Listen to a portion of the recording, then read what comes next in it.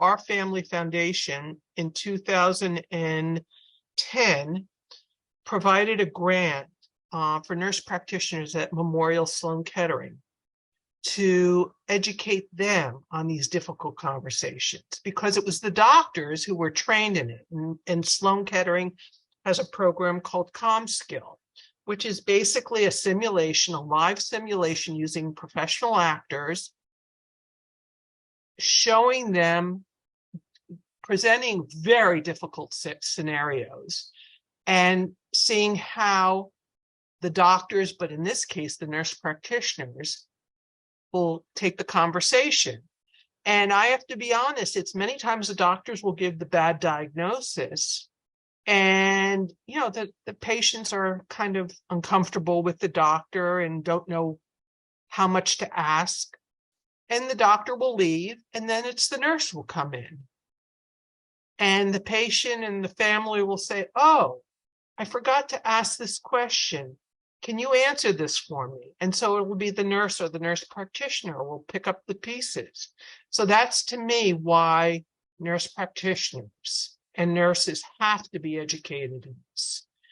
And I have to be honest, the nurses who I watched, because I sat in the room and it was videotaped, these nurses knew how to do it. They just needed validation that they were doing it correctly. But one of the scenarios where the parents were being told that their child, there's nothing else that they could do for them. And that right now it's just comfort measures and the parents, and it's just amazing. The actors who were playing the role of the parents were, I have to tell you, it was the most convincing acting that I have ever seen. I've never seen any. I was just shocked. My mouth dropped and I couldn't believe. And the actors were really emotional, and the nurses kept calm.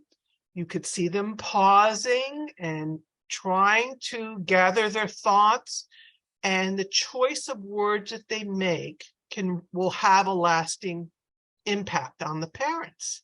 So that's why those words that you choose, and never assuming anything, and just allowing, and silence is probably the most important cue for me, because it's through silence that will get the parent to open up and to share. And so don't force the conversation, just allow silence and something will come out. Because I found that happened to me. When someone allowed silence, you get so uncomfortable with the silence that as the parent, you just blurt something out.